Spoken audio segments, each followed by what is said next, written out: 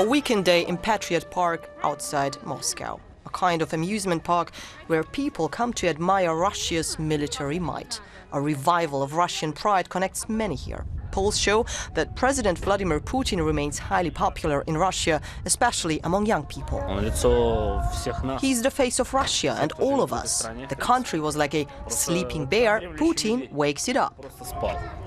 Nationalism has surged in Russia since Moscow annexed the Ukrainian territory of Crimea and backed a separatist insurgency in eastern Ukraine. The perspective in this park is different, of course. People here say Crimea belonged to Russia anyway, and it's going to be President Vladimir Putin who is bringing this country back to old glory and is basically making Russia great again.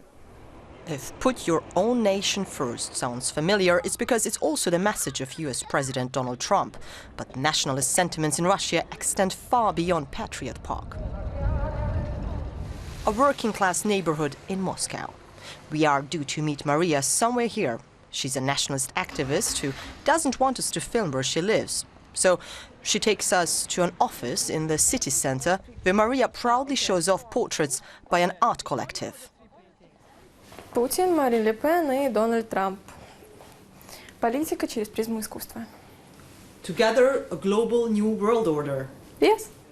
Maria is especially fond of France's Marine Le Pen. She even traveled recently all the way to Paris to bring Le Pen copies of the paintings. Maria says an alliance between politicians with a nationalist agenda is the best way to end globalization. По факту это диктат. Globalization is an attempt by globalists and liberals to dictate to people how they should live. Now the political elite has become scared, and that's for a reason, because just like Le Pen says, patriots will unite against globalization. Программы патриоты объединяются против глобалистов. Maria prefers to call herself a patriot, though she works both for Putin's party and the ultra-nationalist party Rodina. Her route to work takes her across the bridge where Boris Nemtsov was assassinated 2 years ago, the liberal Russian opposition politician. Maria is dismissive of the opposition's goals. The opposition itself says it does not have an alternative. Their only demand is that Putin must go. But they don't say what should happen afterwards. All they try to do is destabilize the country with their recent demonstrations.